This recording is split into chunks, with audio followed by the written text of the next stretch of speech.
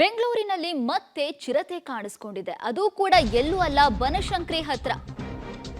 ಬೆಂಗಳೂರಿನಲ್ಲಿ ಮತ್ತೆ ಕಾಣಿಸಿಕೊಂಡಿರೋದು ಚಿರತೆ. ಬನಶಂಕರಿ ಬಳಿ ಕರಿಯಣ್ಣನ ಪಾಳ್ಯದಲ್ಲಿ ಚಿರತೆ ಪ್ರತ್ಯಕ್ಷವಾಗಿದೆ. ಸಂಜೆ ಸುಮಾರು 7 ಗಂಟೆ ಸುಮಾರಿಗೆ ಕಾಣಿಸಿಕೊಂಡಿರೋದು ಚಿರತೆ. ಈಗ ಸ್ಥಳಕ್ಕೆ ಅರಣ್ಯ ಇಲಾಖೆ ಹಾಗೂ ಎಲ್ಟಿಎಫ್ ಸಿಬ್ಬಂದಿ ದೌಡಾಯಿಸಿ ಅದನ್ನು ಹಿಡಿಯುವ ಕಾರ್ಯಾಚರಣೆ ಕೂಡ ಮಾಡ್ತಾ ಇದ್ದಾರೆ. ಪಟಾಕಿ ಸಿಡಿಸುವ ಮೂಲಕ ಕೂಂಬಿಂಗ್ ಕಾರ್ಯಾಚರಣೆ ನಡೀತಾ ಇದೆ.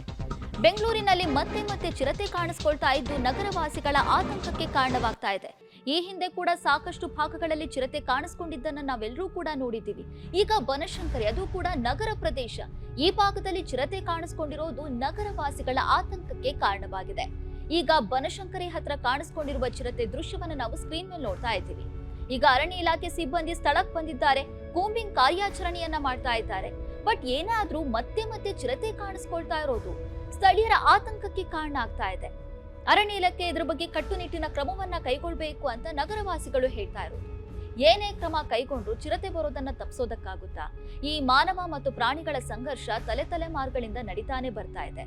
ಮರ ಗಿಡಗಳನ್ನ ಕಡಿತಾರೆ, ಬಿಲ್ಡಿಂಗ್ ಗಳನ್ನ ಕಟ್ತಾರೆ, ನಗರಗಳನ್ನ ಕಟ್ತಾ ಹೋಗ್ತಾರೆ. ಪ್ರಾಣಿಗಳೆಲ್ಲಿಗೆ ಹೋಗ್ಬೇಕು?